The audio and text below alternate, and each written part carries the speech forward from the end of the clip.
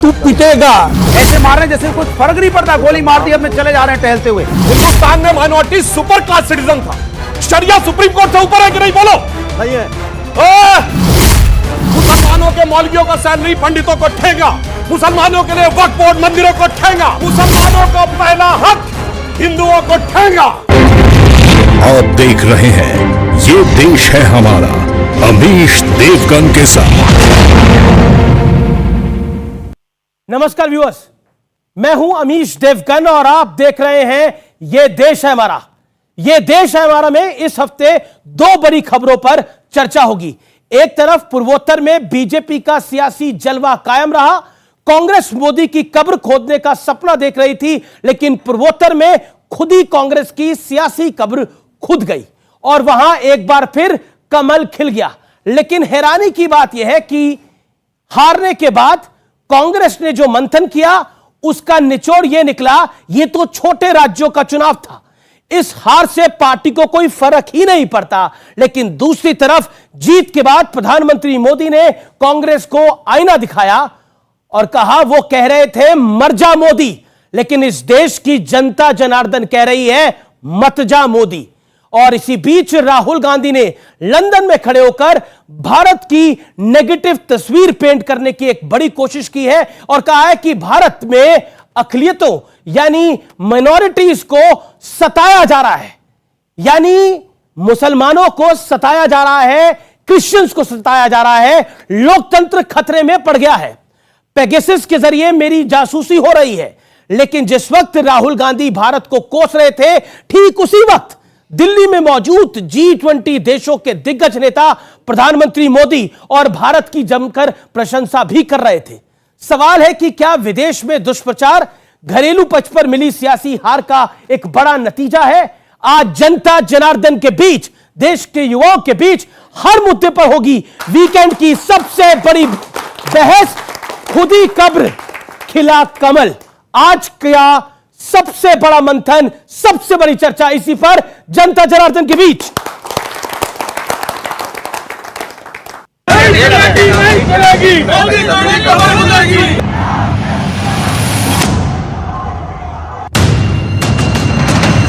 कांग्रेस समेत पूरे विपक्ष की ये मुराद देश की जनता ने पूरी नहीं होने दी। मोदी की कब्र खोदने की ख्वाहिश कर रहे हैं। जहां मौका पड़ता है कमल खिलता ही जा रहा है, खिलता ही जा रहा है। पीएम मोदी ने दो टूक कहा कि कुछ लोग उनके मरने की कामना करते हैं, लेकिन देश की जनता का इरादा कुछ और ही है।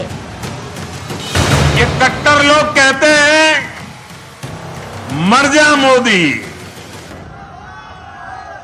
वो कहते हैं मर जा मोदी, देश कह रहे हैं मत जा मोदी, मत जा। प्रधानमंत्री मोदी ने अल्पसंख्यक वर्ग को डराने वाले एजेंडे पर भी करारा प्रहार किया। साथियों, हमारे यहां बरसों तक माइनॉरिटीज को भी बीजेपी का डर दिखाया गया, देश विदेश में प्रोपेगेंडा चलाया गया, लेकिन अपप्रचार की इस झूठ की पोल गोवा के लोग खोलते रहे हैं। अब नॉर्थ ईस्ट के लोग भी इस झूठ की पोल खोलने में जुट गए हैं। We've got Muslims in India, we've got Christians in India, we've got different languages in India, right? They're all India. Mr. Narendra Modi says he's not. Mr. Narendra Modi says he's a second class citizen in India. ये action नहीं है बल्कि जुल्म है और ख़ास तौर से मुसलमानों के साथ ये जुल्म किया जा रहा है। अब माफिया के मुतालिक इन्होंने एक जुमला कहा था कि मैं मिटा दूंगा उनको, तो मिटाने की बजाय सरकार का निज़ाम ठीक कीजिए। प्रधानमंत्री मोदी ने कांग्रेस की सोच पर भी सवाल उठाए। कांग्रेस कह रही है और अध्यक्ष उनके कह रहे हैं कि ये तो छोटे राज्य हैं, इनके नतीजे उतना मायने नहीं रखते। जब दिल में ही भारत को जोड़ने की भावना ना हो तो ऐसे बोल निकलते ही हैं। इस बीच राहुल गांधी ने कैम्ब्रिज के अपने भाषण में देश के लोकतंत्र को खतरा बताया। In my view, Narendra Modi is destroying the architecture of India. I think he is imposing an idea on India that India cannot absorb. सम्मान बढ़ा है, जो भारत का मान सम्मान बढ़ा है मोदी जी के नेतृत्व में, वो आज कोई और नहीं, दुनिया भर के बड़े बड़े नेता कह रहे हैं। राहुल जी किसी और की नहीं, कम से कम इटली के प्राइम मिनिस्टर और उनके नेताओं की तो सुन लेते। सवाल है कि अगर मोदी को हरा नहीं पा रहे तो क्या विदेश में देश की बुराई करेंगे? सवाल यह भी कि 2024 में विपक्षी एकता का क्या होगा, क्योंकि पीएम मोदी विपक्ष के बेमेल गठबंधनों की पोल भी खोल चुके हैं।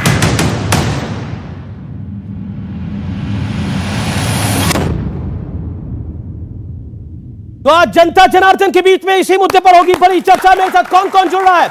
मेरे साथ जुड़ रहे हैं सुधांशु त्रिवेदी, बीजेपी के लोकप्रिय प्रवक्ता और सांसद। मेरे साथ जुड़ रहे हैं अतुल लोंदे, कांग्रेस पार्टी के प्रवक्ता और वरिष्ठ नेता। आप दोनों का अभिनंदन है। मेरे साथ अनुराग भदौरिया है, लोकप्रिय प्रवक्ता समाजवादी पार्टी के, उनका अभिनंदन है। मेरे साथ जुड़ रहे हैं प्रोफेसर संगीत रागी, जो कि जाने माने राजनीतिक विश्लेषक हैं। जोरदार तालियां नहीं रुकनी चाहिए। और मेरे साथ जुड़ रहे हैं शराब चौहान, नेता पीस पार्टी के, आपका भी अभिनंदन है। जोरदार तालियां तमाम मेहमानों के लिए और जनता जनार्दन के लिए जोरदार तालियां। आप तमाम लोगों का स्वागत है इस चर्चा के अंदर। लेकिन इस बड़ी चर्चा की मैं शुरुआत करता हूं अतुल जी आपसे, और 50 सेकंड में आपको देता हूं शुरुआत के अंदर।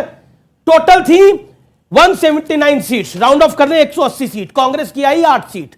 लेकिन आपके अध्यक्ष कहते हैं छोटे राज्य थे, छोटे चुनाव थे, इनका कोई फर्क नहीं पड़ता। यानी आप इन 3 राज्यों की नॉर्थ ईस्ट की जनता को माइनस करके चलते हैं। देखिए, ये रानी गैडुल्ली जो थी नागालैंड की, जिनका स्वाधीनता संग्राम में बहुत बड़ा योगदान था, उसे रानी का टाइटल जो है वो नेहरू जी ने दिया था। ये 565 रियासतें जो है वो जोड़ी गई थी, तो भारत एक है, इस तरह से इंटरप्रिटेशन ठीक नहीं है। अब रही बात जो 3 राज्यों के चुनाव हुए, तो मेघालय में 60 सीटें भाजपा ने भी लड़ी, 60 सीटें हमने भी लड़ी। क्या हश्र हुआ सबके सामने है, हमारी सीटें 5 तो भी आई है। जबकि एक्सोडस किया गया, हमारे 21 जो पिछले बार के एमएलए थे वो सारे के सारे लेकर गए। उसके बावजूद सारे नया पूरा संगठन खड़ा हुआ, नए लोग लड़ाए गए और हमारी 5 सीटें वहां भी आई है लेफ्ट के साथ मिलकर। सुनिए, मेघालय में मैं त्रिपुरा की बात कर रहा हूं। अभी मैं त्रिपुरा पे आया नहीं था। जी। त्रिपुरा में आए, हम लेफ्ट के साथ लड़े ना, उसमें क्या है, ओपनली है सब ये। तो त्रिपुरा में हमने 13 सीटें लड़ी है 60 में से, और उसमें से 5 चाहिए। अब देखिए, आप जो है देश का भी देखना पड़ेगा। महाराष्ट्र में पिछले 2 साल में जितने भी चुनाव हुए, एक चुनाव छोड़ के सारे चुनाव बीजेपी हार गई। नागपुर में 2 बार हारी, ग्रेजुएट कॉन्स्टिट्यूंसी और टीचर कॉन्स्टिट्यूंसी नागपुर में हारी। जी। सुनो, और अभी कस्बा भी हारी है, जो 30 साल से कभी नहीं हारी थी। कोल्हापुर हारी, अंधेरी हारी, देगलूर हारी है, और ऐसे कई सीटें हैं जो एक साथ याद नहीं आती है, लेकिन ये सारी सीटें हारी है, तो इसकी चर्चा नहीं होती है। लेकिन 2017-18 में जितने भी चुनाव हुए, आप कह रहे हैं कि जो चार बाय इलेक्शन थे 4 सीट्स में, वो ज्यादा इंपॉर्टेंट है, 180 सीटें नहीं, आप अपने मन से इंटरप्रिटेशन आप ही बोल रहे हैं। नहीं, मैंने कुछ नहीं बोला जी, मैं कह रहा हूं, आपने बोला, आपके नेता ने बोला। अमीर जी सुनिए, मैं जो यहां खड़ा हूं, मैं जो बोल रहा हूं सुन लीजिए पहले, फिर अपना इंटरप्रिटेशन कीजिए। मैंने कहा कि आप पूरे परिप्रेक्ष्य में देखना पड़ेगा चुनाव को। ये छोटे राज्य थे, आपके अध्यक्ष ने जो बोला, हाँ या ना? आपको मैंने सवाल दिया। मेरी बात सुनिए, छोटा राज्य थे, आपके अध्यक्ष ने बोला। क्लास ऑफ मैथमेटिक्स, छोटे राज्य थे, हाँ या ना? बात सुनो जी, बात सुनो। 60 असेंबली की है। अभी इंटरप्रिटेशन कैसा होता है कि 44 सीटें थी बीजेपी की लास्ट टाइम, अभी 32-33 आ गई है। वोट शेयर भी कम हुआ है। वहां पर प्रज्योत देवबर्मन जो है, उन्होंने 20% वोट लिया, हमने 36% वोट लिया, 56% दोनों का है, 41% वो है। तो इंटरप्रिटेशन की बात नहीं है। लेकिन जो राज्यों में अभी चुनाव होने हैं, उसमें 2018 में हमने हराया था, लेकिन अलायंस में सीबीआई इनकम टैक्स ईडी थी। तो कर्नाटक में क्या हुआ, मध्य प्रदेश में क्या हुआ? तो सवाल पूछा, दुनिया में छोटे राज्य थे, आप उस सवाल को टाल रहे हो। मैं दोबारा पूछूंगा आपसे सवाल। सुधांशु त्रिवेदी, कांग्रेस ने बोला कब्र खुदेगी मोदी की, लेकिन कमल खिला पूर्वोत्तर के राज्यों में। लेकिन कांग्रेस के सर्वोच्च नेता, राष्ट्रीय अध्यक्ष से बड़ा तो कोई नहीं होता किसी पार्टी के अंदर, वो कह रहे हैं कि ये छोटे राज्य थे। देखिए, जैसी जिसकी सोच होती है वैसी उसकी दृष्टि हो जाती है। तो इसलिए अगर उनको किसी चीज में छोटा नजर आ रहा है तो ये उनकी सोच के ऊपर निर्भर करता है। हम एक बात बिल्कुल ईमानदारी से कहना चाहते हैं, हां ठीक है, संख्या की दृष्टि से उन्हें छोटा राज्य कहा जा सकता है, परंतु वो दिल में कितना बड़ा स्थान रखते हैं इसका प्रमाण यह है कि प्रधानमंत्री श्री नरेंद्र मोदी जी भारत के इतिहास के पहले प्रधानमंत्री, उन्होंने नॉर्थ ईस्ट का दौरा 50 से अधिक बार किया है। आज तक कोई प्रधानमंत्री उन राज्यों में जाकर इतना महत्व नहीं दिया है। परंतु मैं एक और बात कहना चाहता हूं, त्रिपुरा का चुनाव था केवल 5 साल पहले, 2018 की बात है ना, जब वहां कम्युनिस्ट पार्टी का ऐसा शासन था कि किसी दूसरी पार्टी के लिए डंडा झंडा लगाना भी संभव नहीं होता था त्रिपुरा में, परंतु त्रिपुरा में नहीं, कम्युनिस्ट पार्टी का, कम्युनिस्ट पार्टी। आज यह माना जाता था कि क्या भाजपा कम्युनिस्ट पार्टी से लड़ पाएगी। 2018 का जब हम चुनाव लड़ रहे थे, आज स्थिति क्या हो गई कि कांग्रेस और कम्युनिस्ट दोनों मिल गए और यह सोचकर कि क्या हम भाजपा को रोक पाएंगे, और नहीं रोक पाए।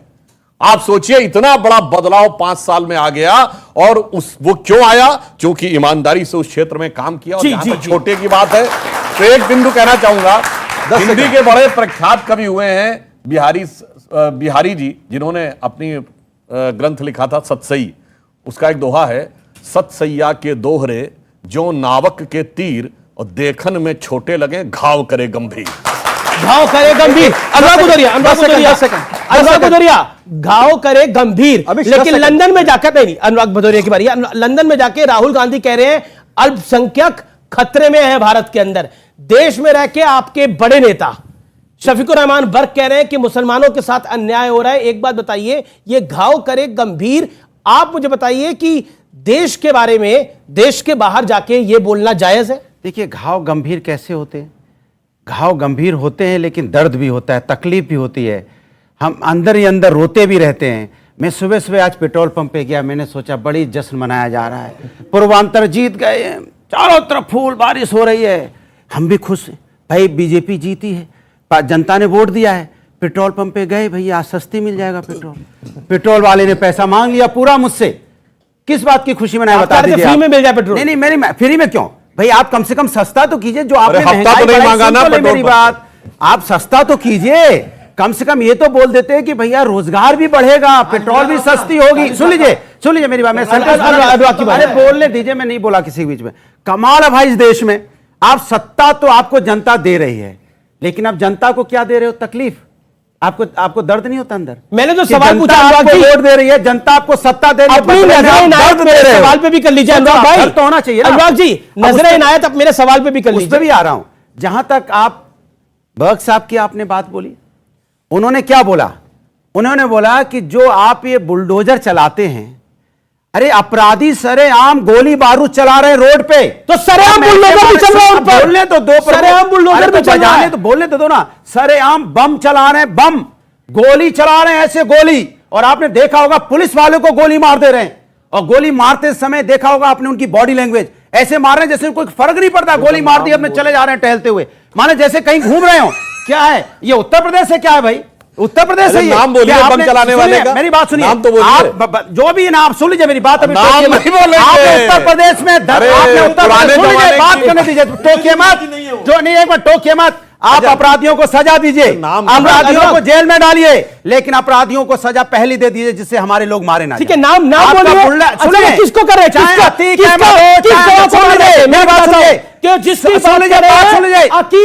अहमद के गुलगोरे भरा, और उसी अतीक अहमद के लोगों को मारा गया।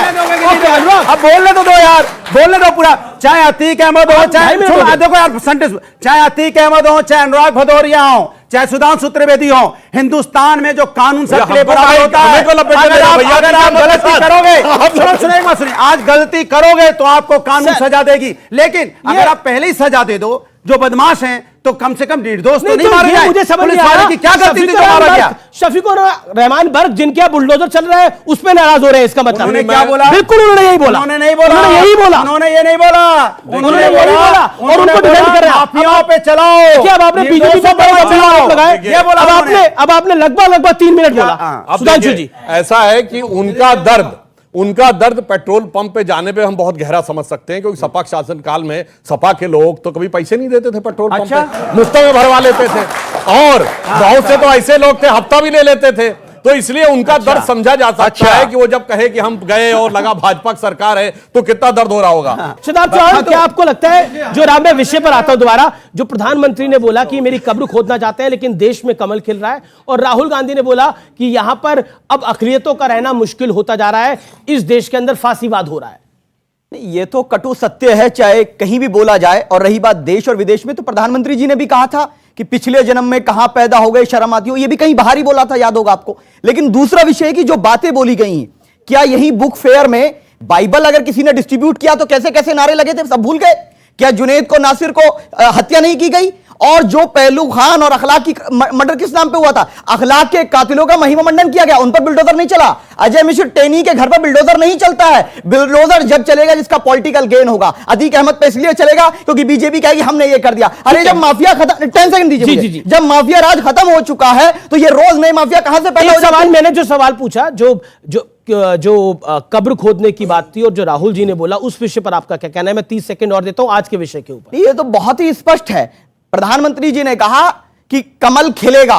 मैं तो कह रहा हूं जब तक कीचड़ रहेगी कमल खिलेगा, और हमारा लक्ष्य है कीचड़ हटाओ, कीचड़ हटाओ, स्वच्छता लाओ, और जब स्वच्छता आएगी तो भाजपा जाएगी, लेकिन संविधान करा जाएगा। आपने बोला कीचड़, जब तक कीचड़ रहेगा कमल खिलेगा। प्रोफेसर रागी, अब आपकी बारी है, अब no will be intervene. Professor Ragi, देखिए, चूंकि भारतीय राजनीति में विपक्ष जो है वह कीचड़ बन चुका है, इसीलिए भाजपा का कमल खिल रहा है। तो दूसरी बात, देखिए, राहुल गांधी और प्रधानमंत्री जो मेडिसन स्क्वायर पर या बाहर जाकर के जो बोलते, उसमें बहुत एक गुणात्मक अंतर है। कभी भी भारत के अंदर ये प्रधानमंत्री में नहीं जाकर के कहा कि हमारे यहाँ जातिवाद से ये हो रहा है, वो हो रहा है, एक दूसरे के खिलाफ लोग लड़ रहे हैं। जानते हैं, G20 देश की आज भारत अध्यक्षता कर रहा है, और ऐसे में भारत, नहीं, देख लीजिए, सुन लीजिए, बहुत गंभीर बात मैं कह रहा हूं। पश्चिमी देश ह्यूमन राइट्स मामले को लेकर के और माइनॉरिटी राइट्स को लेकर के बहुत सेंसिटिव होते हैं, और नरेंद्र जानबूझ करके इस प्रचार को हवा देने के लिए ही कैम्ब्रिज के अंदर जो वामपंथी इस्लामिस्ट तत्व है, वो जानबूझ करके इसको हवा देने के लिए जाकर के कैम्ब्रिज में आयोजन किया गया, और राहुल गांधी वही बात बोलते हैं। दुर्भाग्य है कि जो परसेप्शन राहुल गांधी बनाना चाहते हैं वो भारत की जनता उसको स्वीकार नहीं करती है, और आज के दिन में दुनिया भी स्वीकार नहीं कर रही है। इसलिए आप देख रहे हैं कि यूक्रेन के युद्ध को लेकर पश्चिम के देश, आज बड़े बड़े महारथी पश्चिम के जो राष्ट्राध्यक्ष हैं, वो नरेंद्र मोदी से आस लगाए। बिल गेट्स जैसा व्यक्ति कह रहा है कि हमें भारत से उम्मीद की दृष्टि दिख रही है। तो ऐसे में नरेंद्र मोदी, डिपेंड करता है आप क्या कहते हैं। राहुल गांधी के लिए लोगों ने सोशल मीडिया पर एक चलाया, पप्पू हैं, ये सोशल मीडिया ने चलाया, ये चिपक गया उन पर, क्योंकि उनका व्यवहार ऐसा था। नरेंद्र मोदी के खिलाफ आपने बहुत सारी चीजें चलाई, फेंकू हैं, लेकिन जनता उस चीज को, परसेप्शन को एक्सेप्ट करने के लिए तैयार नहीं होती। तो ये बहुत इंपॉर्टेंट बात है कि आप क्या बोलते हैं। जनता क्रेडिबिलिटी आपकी तय करती है। प्रधानमंत्री की क्रेडिबिलिटी, कोई 9 साल रह करके प्रधानमंत्री, देखिए 10 सेकंड में अपनी बात और कर दिया इन्होंने। 10 सेकंड में अपनी और बात कर रहा हूं। राहुल गांधी कहते हैं कि हमारे खिलाफ पेगासस लगाया। अरे राहुल गांधी के खिलाफ पेगासस लगा करके अपना सॉफ्टवेयर का पैसा कौन बर्बाद करेगा? वो तो रोज ही ऐसे बोलते रहते हैं। आपको याद है, एक बार हवाई जहाज उनका हवा में थोड़ा तैरने लगा था, उन्होंने कहा हमारे खिलाफ जो है वो शडर करने लगा था थोड़ा सा लैंडिंग के समय। उन्होंने कहा मेरे खिलाफ ये DGCA सिविल एविएशन ने पूरा उसकी छानबीन करा ली, पता लगा कि कुछ भी ऐसा नहीं था। तो ये ऐसी हवा बनाने के लिए ये करते रहते हैं। मुझे नहीं लगता है कि उनको गंभीरता से लेने की आवश्यकता है। ओके, मैं अतुल जी आपके पास आता हूं। एक ये इंपॉर्टेंट विषय है, क्या आपको लगता नहीं है कि कांग्रेस पार्टी को अपने गिरेबान में झांकना चाहिए? ये मैं नहीं बोला, राशिद अल्वी आपके वरिष्ठ नेता है, वो कहते हैं कि हमारे कांग्रेसी जो है, हमारी जो कांग्रेस पार्टी आज के दौर में है, वो मेहनत नहीं करना चाहती। ये आपके नेता ही कह रहे हैं। व्हाट यू हैव टू से टू हिम? पहले तो थोड़ा सा सुधांशु जी के कुछ जवाब दे दूं, फिर रागी जी के भी कुछ जवाब दे दूं। वो जरूरी है। वो नाले से गैस की बात नहीं बताएंगे।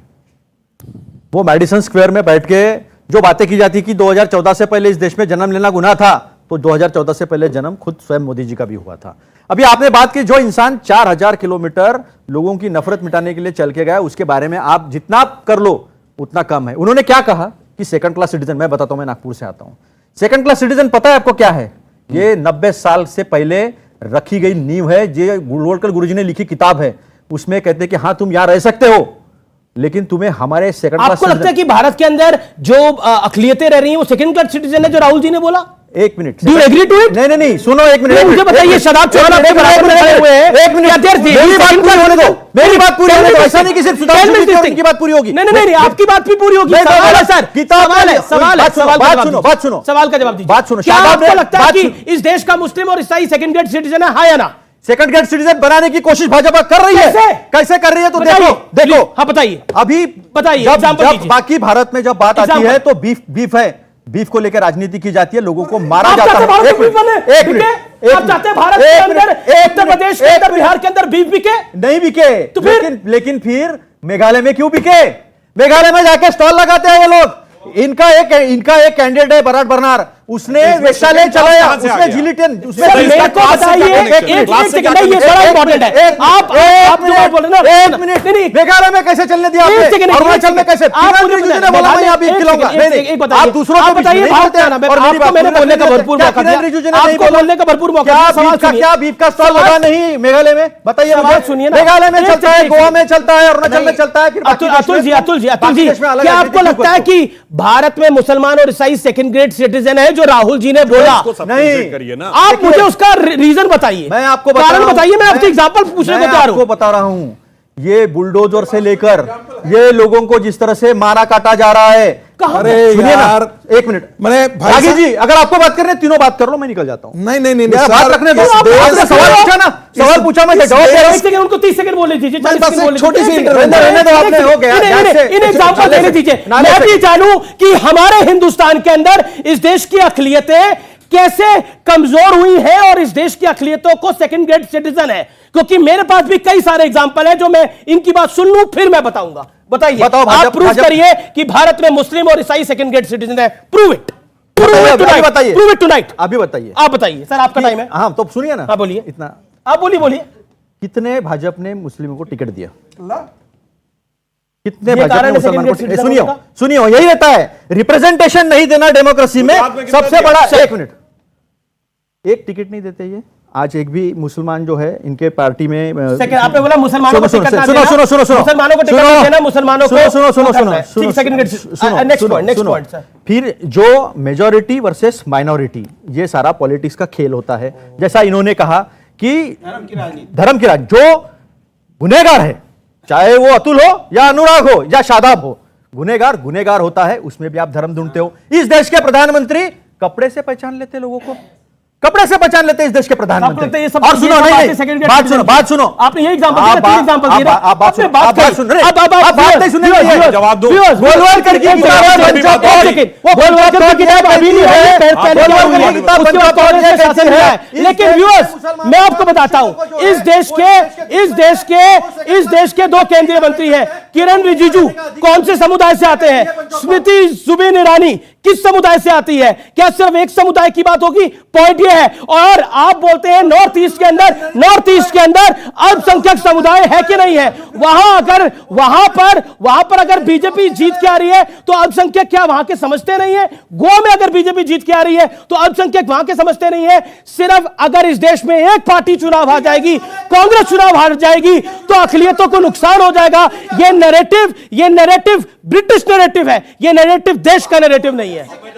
काफी लंबी बात हो गई। देखिए समस्या क्या है, अब आप लोगों को बहुत साफ समझ में आ गया कि वायरस कोई राहुल गांधी जी के फोन में नहीं है, कांग्रेसियों के दिमाग में है, जिस कारण से उन्हें यह नजर आता है कि सेकंड क्लास। अरे मैं ईमानदारी से कहता हूं, शमशान घाट का प्रचार किसने किया था यूपी के चुनाव में? आप अपने टर्न पे। नहीं, ऐसा नहीं है, आपने भी बीच में सबके बोला है। नहीं, आप गलत बोलोगे तो बोलिए। मैं जवाब देता हूँ, सुनिए। अरे भाई जवाब दे रहा हूँ, मुंह बंद करवा दो, जवाब दे रहा हूँ। अरे भाई सुनिए, अरे भाई कब्रिस्तान कुफ्र है इस्लाम के हिसाब से। हिंदुस्तान में माइनॉरिटी सुपर क्लास सिटीजन था। शरिया सुप्रीम कोर्ट से ऊपर है कि नहीं? बोलो। नहीं है। अच्छा ये बताओ, सूख जाए। सुनिए, मुसलमानों को 4 बीबी, हिंदुओं को 1, मुसलमानों के मौलवियों को सैलरी, पंडितों को ठेंगा, मुसलमानों के लिए वक्फ बोर्ड, मंदिरों को ठेंगा, मुसलमानों के लिए शरिया, हिंदुओं के लिए ठेंगा, और इतना ही नहीं, मुसलमानों को पहला हक हिंदुओं को ठेंगा और ये बात एक सेकंड डॉक्टर ये बात किसने बोली थी व्यूअर्स? एक सेकंड सवाल लूंगा मैं, सवाल लूंगा। सुनिए, ये डॉक्टर मनमोहन सिंह ने बोला, नेता ने बोला कि मैं मुसलमानों के लिए इससे ज्यादा क्या कर सकता था, मैंने 16 हिंदू मरवा दिए गोली चलवा। व्यूअर्स, ये देश है हमारा में रुकेंगे एक ब्रेक के लिए, लेकिन ब्रेक के बाद पब्लिक के होंगे सवाल, नेताओं के होंगे जवाब। आप देखते रहिए वीकेंड का सबसे भरोसेमंद और सबसे ज्यादा देखे जाने वाला कार्यक्रम ये देश है हमारा, क्योंकि ब्रेक के बाद कुछ बड़ा होने वाला है ये देश है हमारा में। उनके जो एजेंट थे उनसे मैं क्या बात करूं? अरे भाई कैमरे पे जाके आप बोल रहे हैं, वो तो आज की तारीख में इज्जत है, मुद्दे पे बात करो, मुद्दे पे बात महंगाई करो। और बेरोजगारी बोलो, विकास की तरह महंगाई बोलिए, इंग्लैंड में कितनी है विकास की तरह महंगाई, बोलिए इटली में कितनी है विकास की तरह महंगाई।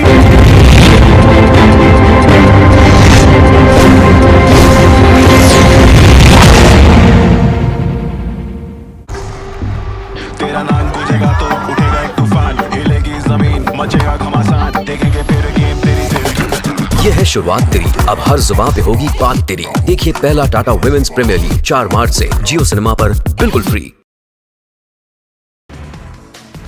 बिल गेट्स ने पीएम नरेंद्र मोदी से की मुलाकात, हेल्थ, क्लाइमेट चेंज जैसे मुद्दों पर बातचीत। गेट्स नोट में भारत की तारीफ की। मुश्किल में मनीष सिसोदिया, 6 मार्च तक बढ़ी सीबीआई रिमांड, रावलपिंडी कोर्ट में जांच एजेंसीज ने पूछताछ के लिए मांगा और समय। महाराष्ट्र में हाईवे पर लगा दुनिया का पहला बंबू क्रैश बैरियर, केंद्रीय मंत्री नितिन गडकरी ने बताया उपलब्धि, स्टील का सही विकल्प। कपिल सिब्बल ने इंसाफ के सिपाही वेबसाइट की लॉन्च, सरकार के अन्याय के खिलाफ लड़ने का होगा प्लेटफॉर्म, वकीलों और गैर बीजेपी मुख्यमंत्रियों से आवाज उठाने की अपील। तमिलनाडु के सीएम एमके स्टालिन ने सीएम नीतीश कुमार से की बात, कहा मजदूरों को डरने की नहीं जरूरत, अफवाह फैलाने वाले देश के लिए खतरनाक। इंडियन आर्मी ने चाइना बॉर्डर पर बढ़ाई निगरानी, गलवान घाटी के आसपास के कई इलाकों में बढ़ाई गश्त, आइस हॉकी का वीडियो भी आया सामने। महाराष्ट्र के यवतमाल में पानी की पाइपलाइन फटी, स्कूटी सवार युवती हुई जख्मी, सीसीटीवी कैमरे में कैद हुई घटना। चुनावी साल में विंध्य के लिए सीएम शिवराज का मास्टर स्ट्रोक, मऊगंज को जिला बनाने का ऐलान, करोड़ों की सौगात की लगाई छड़ी। सीएम शिवराज ने दर्शन शास्त्र और लोक प्रशासन पुस्तक का किया विमोचन, मंत्री तुलसीराम सिलावट भी रहे मौजूद। सीएम शिवराज का राहुल गांधी पर तंज, कहा उनके दिमाग में घुस गया है पेगासस, विदेशी धरती पर देश की करती हैं आलोचना। सीएम हाउस में बीजेपी कोर कमेटी की बड़ी बैठक, केंद्रीय मंत्री नरेंद्र सिंह तोमर समेत कई दिग्गज हुए शामिल, ज्योतिरादित्य ने पदाधिकारियों से की मुलाकात। कांग्रेस ने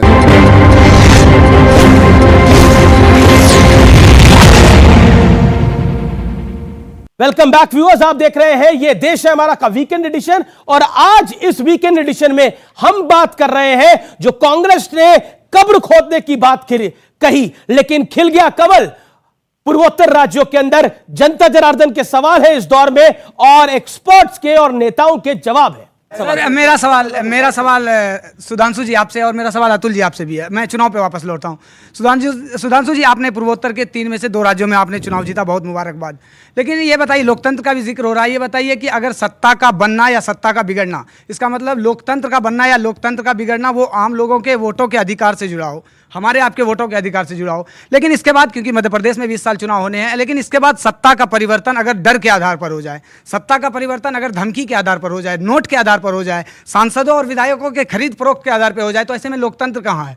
फिर मतलब चुनाव आयोग क्या करे? अपना जॉब छोड़ दे, फिर लोकतंत्र ऐसे में कहाँ है? एक सवाल आपसे, लेकिन दूसरा सवाल आपसे है अतुल जी, आपने कहा कि वामपंथियों का, तो सर जब आप केरल से भारत जोड़ो यात्रा की शुरुआत कर रहे थे, तो आपके कांग्रेस के जो लीडर हैं उन्होंने कहा था कि वामपंथी दीमक की तरह देश को खा रहे हैं, बीजेपी के साथ वो सत्ता में आ रहे हैं, लेकिन आप केरल में उनकी विखालफत करते हैं, लेकिन वहीं त्रिपुरा में आप उनके साथ सरकार बनाते हैं। ये दो त्रिपुरा में सरकार नहीं बनी, साथ लड़े, लेकिन पिछली बारी से सीटें कम हो गई। दोनों को अच्छे सवाल है, एक एक करके जवाब दीजिए। वो कह रहे हैं कि चुनाव जीतने का मतलब लोकतंत्र के जीतना है, का मतलब जानते क्या होता है? कि अगर हमारी गवर्नमेंट सेंटर में जीत जाए तो हम राज्य की सारी विपक्ष की सरकारों को बर्खास्त कर दें, ये कहते हुए कि इनको अब शासन करने का अधिकार नहीं है, चूंकि ये केंद्र में हार गए। देखिए, इन्होंने भी कहा कि राहुल गांधी जी की यात्रा का वर्णन किया, मगर इंग्लैंड में उनको देख के मुझे एक बात तो समझ में आ गई। वो कहते थे ना यहां कि सर्दी है थोड़ी, आप डर रहे हो इसलिए टी शर्ट पहनते थे, और वहां सूट बूट टाई में जाके पहुंच गया, मतलब वहां डर लगने लगा, वहां सर्दी लगने लगी।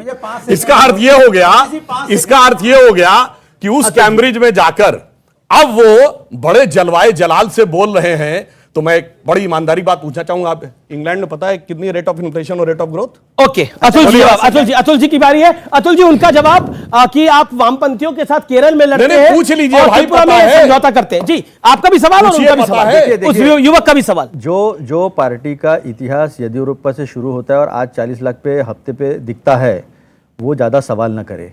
जिस पार्टी ने ऐसी कोई पार्टी नहीं है, अभी सुनिए ना, आप बात करते मैं बुलाया, आप बात करते मैं बुलाया नहीं।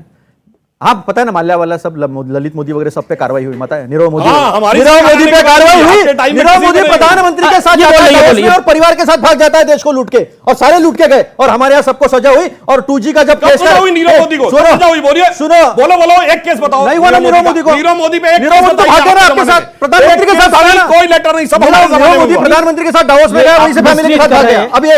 अभी एक बात प्रधानमंत्री के साथ भागा नीरव मोदी, ये this is demeaning, this is not demeaning. Prime minister चिट्ठी delegation, he was with Narendra Modi, प्रधानमंत्री के साथ भागा, Modi ji was a prime minister and he did not come back and he went to England, everybody has seen it. छोड़ो वो, माल्या तो कान में बता के गया, अरे कान में बता के गया माल्या, नौ बैग भर के गया, इंपाउंड नहीं कर पाए पासपोर्ट, ये बता रहे हमें। और अभी चल रहा है 12 लाख करोड़ का तो हुआ ही है, पता नहीं वो कब जाएगा। तो सबसे पहली बात इन्होंने कहा हमारे ऊपर वामपंथी का लगाया, उस बच्चे ने लगाया, सम्मान करता हूं, वो सवाल पूछ रहा है वो, लेकिन ये पार्टी 1989 से, सुनो ना, 1989 से ऐसी कौन सी पार्टी है भैया, सवाल पे जवाब दर्द होता है यार, सही बताया तो तकलीफ होती है। सुनो, ये सब पार्टियों से मिलकर बर्खास्त करना कोई डर नहीं, एक मिनट, मतलब सीधे सरकार डिसमिस, कोई वो नहीं है, वो तो कोई इशू नहीं। छोड़ो, 77 में इनकी सरकार आई थी, सरकार आते बराबर 1 महीने के अंदर 9 सरकारें जो है, मोरारजी देसाई इनके थे, मोरारजी देसाई इनके थे, जनता पार्टी के थे भाई, भाजपा के नहीं थे, जनता पार्टी के थे, भाजपा के नहीं थे, इनके नहीं थे। देखो इतिहास का क्या, अरे भाई हम क्या जब आप इनके भाजपा ही मोरारजी भाई तो पूरे विपक्ष के थे, मोरारजी भाई तो पूरे विपक्ष के थे, कांग्रेस के थे। सुनो, मैं बोलूं, एक सेकंड, आप उसकी बात का जवाब। इन्होंने अटल बिहारी वाजपेयी से लेकर सबको नकार दिया कि वो बीजेपी के नहीं थे। जनता पार्टी पूरे देश को मालूम है। अभी मुझे एक बात बताओ, ये पार्टी वाम दलों से लेकर जेडीयू से लेकर आरजेडी से लेकर सारे पार्टियों के साथ बैठी हो, यहां तक कि पीडीपी के साथ बैठ के जब स्वेरिंग इन हो रहा था मुफ्ती मोहम्मद सईद जी का कश्मीर में, तब उन्होंने पाकिस्तान को धन्यवाद दिया था, और वहां मोदी जी बैठे थे देश के प्रधानमंत्री, तब सवाल नहीं पूछना हुआ मीडिया को कि देश की बेइज्जती हो रही है। अमित शाह से सवाल पूछा था, मैंने ही पूछा था। देखिए, मैं नहीं पूछा था सवाल, मैंने एक बार नहीं 3 बार पूछा था। एक सेकंड, आपने क्योंकि मीडिया की बात करी, मैंने ही अमित शाह से सवाल पूछा था और 3 बार सवाल पूछा था। अब आपसे मैं सवाल पूछ रहा हूं, लेफ्ट के साथ आप केरल में लड़ते हैं और यहां समझौता करते हैं, और समझौता करने के बाद भी त्रिपुरा में पिट जाते हैं, जवाब दीजिए इस बात। ऐसा है कि एक आध इलेक्शन हार गए, आप पिट गए, क्यों? राजस्थान में नहीं पिटे, छत्तीसगढ़ में बुरी तरह नहीं पिटे, मध्य प्रदेश में नहीं। सुनिए, उस बच्चे का एक सवाल था, दोबारा चुनाव, बच्चे का एक सवाल था, इनके अलायंस में कोई बच्चा नहीं है अभी 5 राज्यों में चुनाव, सीबीआई, इनकम टैक्स और ईडी लगातार बोल रहे हैं, बचे हुए हैं 5 राज्यों में। पिछले 3 महीने में 5 राज्यों में चुनाव हुआ है, क्योंकि रिपोर्ट कार्ड की बात हुई तो प्रोफेसर रागी रिपोर्ट कार्ड की बात कर लेते हैं। पिछले 3 महीने में 5 राज्यों में चुनाव हुआ, और लगभग 5 राज्य बड़े राज्य थे, जिन 5 राज्यों की मैं बात कर रहा हूं उस, और अगर हम और शामिल कर रहे तो फिर उत्तर प्रदेश और उत्तराखंड और पंजाब भी आ जाता है, गोवा भी आ जाता है। अगर पिछले 1.25 साल की बात कर लें, कांग्रेस कितने राज्यों में चुनाव जीती है? और ये कह रहे हैं कि एक राज्य में अगर कोई चुनाव जीत लेता है तो वो सही होता है। राष्ट्रीय दल भी कहते हैं कांग्रेस की मेहनत नहीं करते, ये राष्ट्रीय दल भी कहते हैं ये कोई बीजेपी का व्यक्ति नहीं कह रहा। मैं सीधा रुख करता हूं, ये ऐसा एक सेकेंड, ये क्या है कांग्रेस? आप एज अ पॉलिटिकल एनालिस्ट, क्या कांग्रेस रियलाइज नहीं कर रही उसकी जमीन खिसक चुकी है? क्योंकि मल्लिकार्जुन खड़गे ने बहुत इजीली बोल दिया छोटे राज्य। पॉलिटिकल एनालिस्ट नहीं, देखिए अमित जी, पॉलिटिकल एनालिस्ट, देखिए अमित जी, ऐसा नहीं कि कांग्रेस रियलाइज नहीं कर रही है, लेकिन कांग्रेस को पता ही नहीं लग रहा है कि हम करें तो क्या करें। कांग्रेस के पास कोई ऐसा प्रयोग करने के लिए कोई ऐसी, जिसको कहते हैं ना आउट ऑफ बॉक्स थिंकिंग करना। एक मिनट, हिमाचल में मैं बता रहा हूं, हिमाचल में भारतीय जनता पार्टी, हिमाचल में भारतीय जनता पार्टी को 34,000 कम वोट मिला पूरे टोटल में। पिछले साल कितना ज्यादा मिला? सुन लीजिए एक मिनट, इसके पहले कितना मिला था ज्यादा? लेकिन हमने आपके बीच में नहीं बोला था, आप कुछ भी इंटरप्रिटेशन बोल लीजिए। तो आप इस पे आप उस पर बहुत ज्यादा गौरवान्वित मत होइए। मैं सिर्फ इतना कह रहा हूं कि भारतीय जनता पार्टी को हराना है, भारतीय जनता पार्टी को हराना है तो आपको नया विमर्श खड़ा करना पड़ेगा, नए नेतृत्व खड़ा करना पड़ेगा। आप भारतीय जनता पार्टी को हराना चाहते हैं तो लीडरशिप, आइडियोलॉजी, मोदी को गाली देकर सक्सेसफुल हो सकता है? देखिए, मोदी को गाली क्यों देते हैं? उनको लगता है मोदी आइकॉनिक फिगर हो गए हैं और मोदी को हम डिमीन कैसे करें। अब आप राजनीति के मैदान में तो उनको आप पटक नहीं पा रहे हैं, इलेक्टोरल बैटल में आपको हर जगह वो पीट दे रहे हैं, तब आप अपनी असभ्य भाषा से आप उनको बात करना चाहते हैं। राहुल गांधी कहते हैं तू मोदी, तू पिटेगा, लाठी डंडे से पिटेगा। ये एक मिनट नहीं, अमीश जी 10 सेकंड अमीश जी। मेरा सवाल ये है कि आपने जैसे बात करी कि पार्टी को लेकर लांछन लगाए जा रहे हैं और सर ने बोला कि जब तक कीचड़ रहेगी तब तक कमल खिलेगा ही। तो सर, जब तक पार्टी दूसरे के ऊपर लांछन या कीचड़ उछालती रहेगी तब तक भी कमल खिलेगा। और दूसरी बात सर, जैसे हम राहुल गांधी की बात करें, उन्होंने भारत के माइनॉरिटी के ऊपर टिप्पणी करी, लेकिन सर यहाँ पे कोई ऐसा माइनॉरिटी नहीं है जो खतरे में है। ये खुद माइनॉरिटी भी कह सकते हैं, कोई खतरे में नहीं। अरे मार्क टुनी कहते हैं, बीबीसी के बड़े पत्रकार हुए, उन्होंने किताब लिखी, उनकी एक बड़े पत्रकार है, उन्होंने किताब लिखी, उन्होंने बोला कि 72 के 72 फिरके अगर मुसलमानों के कहीं देखने को मिलते हैं वो हिंदुस्तान में देखने को मिलते हैं, वो किसी इस्लामिक देश में नहीं देखने को मिल सकते, क्योंकि ये हिंदुस्तान है इसलिए यहां पर देखने को मिलते हैं। ये मार्क टुनी का कोट है। विपक्ष क्यों मोदी की कब्र खोदना चाहता है? कांग्रेस ने नारे लगाए मोदी तेरी कब्र खोदेगी, लेकिन जनता ने कब्र खिला दिया। राजनीति में कब्र खोदने जैसी भाषा बहुत से लोग इस्तेमाल करते रहे हैं, मिट्टी में मिला दूंगा, ये कर दूंगा, तो दोनों तरफ से है। मैं किसी भी असभ्य भाषा का समर्थन नहीं करता, लेकिन किसी ने कहा था जर्सी गाय, याद होना चाहिए। मिट्टी में मिला दूंगा, कौन सी गर्लफ्रेंड कहा था? 100 करोड़ की गर्लफ्रेंड क्या बोला था? ये बातें हुई हैं, दोनों तरफ से हुई है, मैं दोनों का खंडन करता हूं, पूरा पढ़ना चाहिए आपको। दूसरी चीज यह है कि कीचड़ के रिगार्डिंग में बोल रहा हूं कि कीचड़ को समाप्त करने के लिए, जो सियासी कीचड़ है, जो लोकतंत्र की दुश्मन है, जो जितनी भी हमारी एजेंसीज हैं उनका दुरुपयोग करती है, विधायकों को खरीदने का इस्तेमाल करती है, मुसलमान हो, सिख हो, ईसाई, उनको डराने का काम करती है, दलितों को डराने का काम करती है, ऐसी कीचड़ को समाप्त करने के लिए मैं कांग्रेस से कहूंगा जब तक अनुराग और शादाब नहीं रहेंगे उस कीचड़ को आप समाप्त नहीं कर सकते। मिलकर के कीचड़ को समाप्त करना पड़ेगा। तो सब एक साथ आएंगे तो मोदी हार जाएंगे। तो कहानी वही आ रही है, यानी मोदी वर्सेस ऑल। मोदी को निपटाना है, सबको साथ आना है। सुधांशु त्रिवेदी इसका जवाब। अब ये लड़ाई सामने है, ये जैसा 2019 में हुआ वैसे ही हो रहा है। मैंने बोला ही नहीं तो मुझे मेरा जवाब कहां मिलेगा? उन्होंने तो बोला ना, अभी आपने बोला था मोदी को निपटाने के लिए। जवाब मेरा मिल रहा है। इन्होंने गुजरात चुनाव में कहा कि मोदी जी को औकात दिखा देंगे, औकात जनता ने दिखा दी। इस चुनाव में कहा कब्र खोदने को, तो किस हालत में पहुंच गया। मगर एक बात मैं मानूंगा, मोदी जी के प्रति कितनी भी घृणा बढ़ी हो, इनके मन में कितना वैमनस्य हो, गाली बक रहे हो, मगर अपने वोट को पूरा ध्यान रखते हैं। इन्होंने ये नहीं कहा मोदी जी भस्म हो जाएंगे, ये नहीं कहा मोदी जी का नाश होगा, कहा मोदी जी की कब्र खोदेगी। यानी अपने वोट का पूरा ध्यान रखते हैं गाली बकने में भी। अन्यथा भारतीय संस्कृति है, भारतीय जो है किसी को कहा है ये भस्म हो जाएगा, कभी नहीं कहा जाता कब्र खोदेगी। क्या होता है, बराबर लेके आए, कपड़े पहचानेंगे, और ये कहावत है कि जो दूसरे के लिए गड्ढा खोदता है आखिर में उसी में गिरता है। ओके, उन्होंने कहावत बोली जो दूसरे के लिए गड्ढा खोदता है वो उसी में गिरता है, लेकिन आपने कब्र खोदी, मोदी के लिए गिर गए खुद।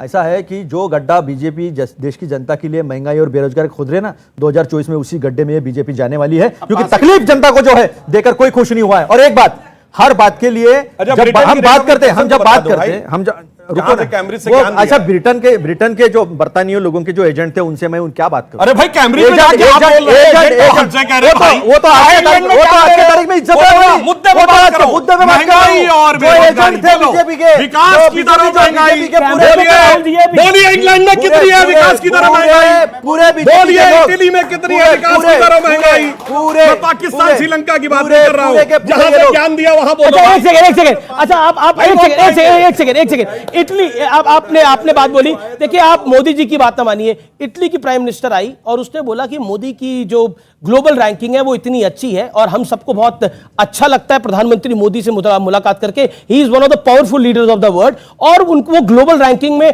सबसे ज्यादा लोकप्रिय हैं। आप मोदी की बात ना मानिए, इटालियन पीएम की बात तो मानते ही होंगे। एक बात आप बराक ओबामा जी मानेंगे? एक बराक ओबामा जी की बात मानेंगे? जो प्रॉमिस लैंड में 2011 में G20 की बैठक चल रही थी, पूरा दुनिया रिसेशन के अंदर था। उन्होंने कहा, बराक ओबामा जी ने मनमोहन सिंह साहब के लिए कहा था, when he speaks world lessons. वो जब कहते हैं दुनिया सुनती है। क्यों नहीं मानेंगे?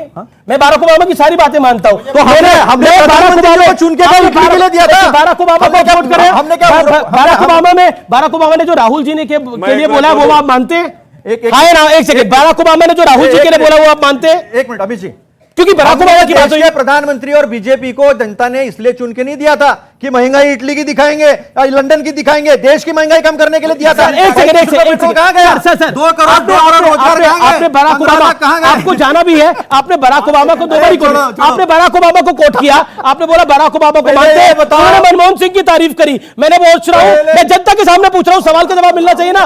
बराक ओबामा ने जो राहुल जी के बारे में बोला था वो मानते हैं कि नहीं मानते? हाँ या ना? क्या बोला था बताओ? क्या बोला? बराक ओबामा ने राहुल जी के बारे में जो बोला था वो आप मानते हैं कि नहीं मानते? आप बताओ ना क्या बोला था राहुल जी के बारे में उन्होंने बोला था। एक सेकंड, राहुल जी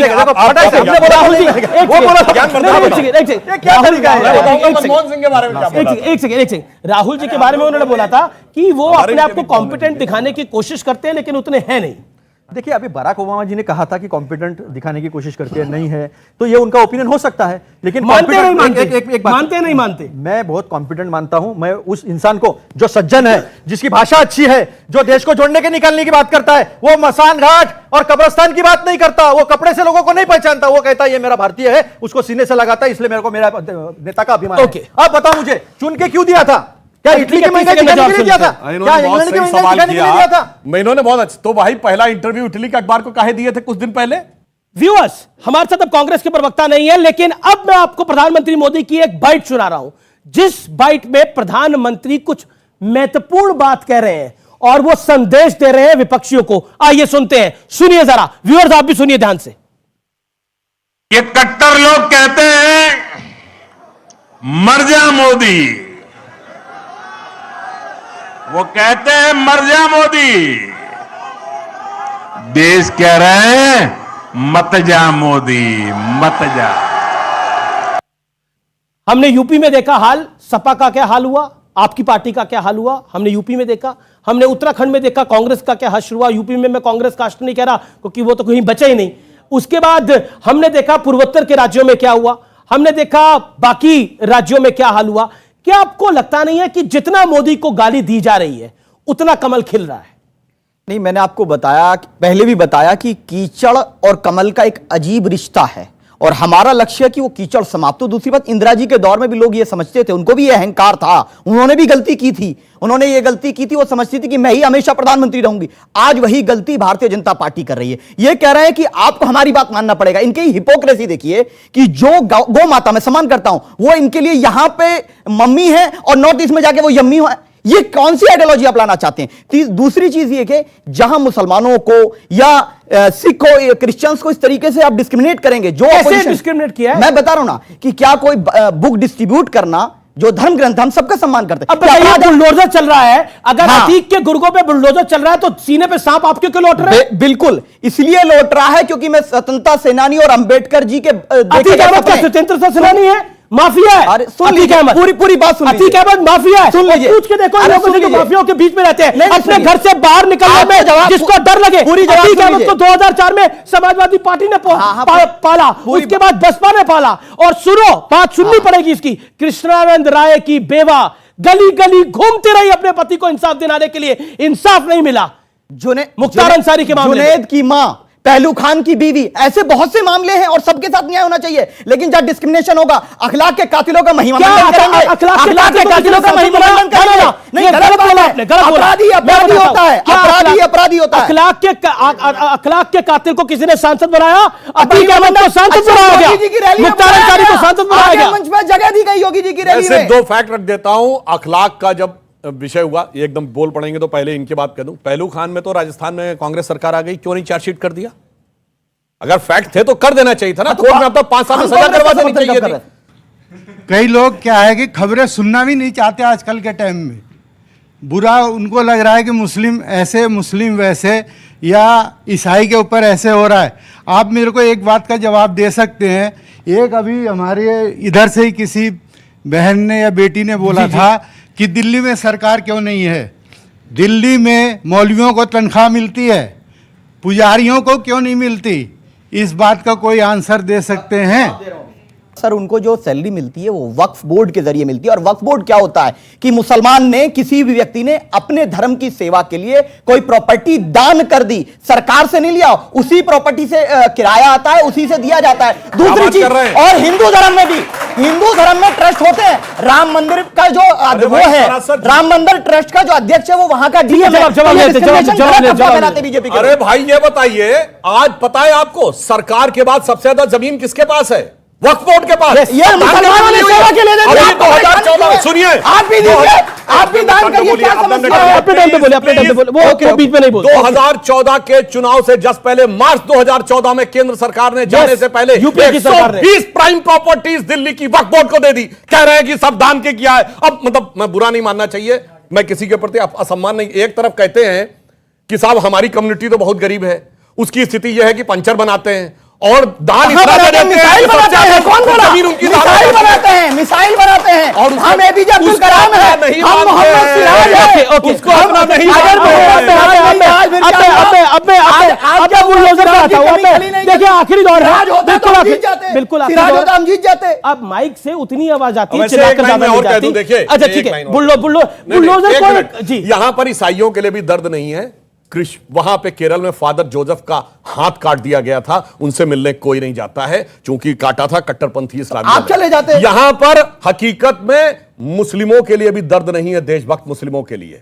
अगर कश्मीर में इंस्पेक्टर अयूब पंडित को मार दिया था जुमे की नमाज के बाद उन्मादी भीड़ ने, कोई उनके घर नहीं गया था। भारतीय सेना का जवान औरंगजेब मार दिया गया था, कोई नहीं गया था। उत्तर प्रदेश में एनआईए का तंजील अहमद मार दिया गया था, कोई नहीं गया था। इसलिए मैं कह रहा हूं, इनको सिर्फ अपराधियों और आतंकवादियों से मोहब्बत है, न हिंदू, क्रिश्चियन, मुस्लिम जैसा कोई चीज नहीं है। ओके ओके, ये बुलडोजर को एक संकेतिक संकेत बना दिया गया है कि बुलडोजर एक कौम के खिलाफ है। लगातार समाजवादी पार्टी के सांसद भी यही बात कह रहे हैं, शदाब चौहान भी यही बात कह रहे हैं।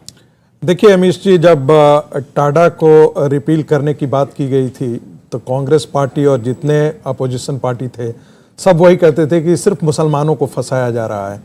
जब कांग्रेस पार्टी सरकार में 2004 में आ गई, उसके बावजूद भी जो जेल जाने वाले थे आतंकवादियों के नाम पे, वो कौन थे? वो सारे मुस्लिम ही थे। 85% जो जेल में बंद हुए आतंकवादी गतिविधियों में, वे सारे मुस्लिम थे। और बुलडोजर की मैं इसलिए इसकी तारीफ करूंगा कि एक कहावत है, संस्कृत की एक सुभाषित है, सठम साठ्यम समाचरेत। दुष्ट को उसकी दुष्ट का, उसको दुष्टता, उसका दंड देना ही आवश्यक है। आप अतीक अहमद जैसे गुंडे और इस प्रकार के हत्यारे के साथ आप कानूनी रास्ता, जो सामान्य कानून की प्रक्रिया है, उसको अपनाने की कोई आवश्यकता नहीं है। ये आप कह रहे हैं? बिल्कुल मैं कह रहा हूं, बिल्कुल कह रहा हूं। ये मुख्तार अंसारी जी जो थे, जी बोल रहा हूं, क्यों जानते हैं? वो कहां पे जाके जेल में सरेंडर किए थे? पंजाब में। ठीक है, क्यों? और कहते तबीयत नासाज है।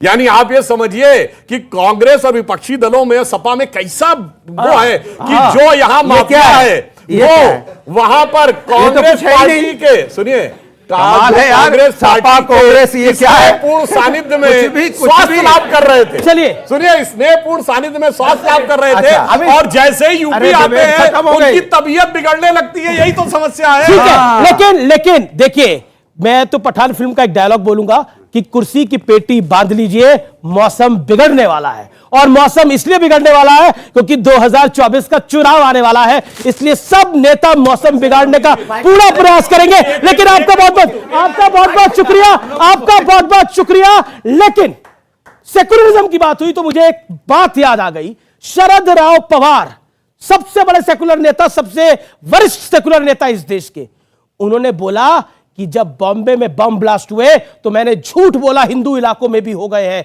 कुछ हिंदू लड़कों ने भी बम ब्लास्ट करे हैं, क्योंकि मुझे सांप्रदायिक सौहार्द बनाना के लिए यह कहना पड़ा। सोचिए, इस देश में सेकुलरिज्म की परिभाषा यह है जिसमें एक मुख्यमंत्री ने खुला झूठ बोला और कहा कि हां मैंने ये झूठ बोल दिया था क्योंकि मुझे उस समय माहौल को संभालना था। सोचिए सेकुलरिज्म के सूरमा किस हद तक गए हुए हैं। मैं अपनी वाणी को यहीं विराम देता हूं। उम्मीद है आज का कार्यक्रम आपको पसंद आया होगा। नमस्कार, जय हिंद, वंदे मातरम।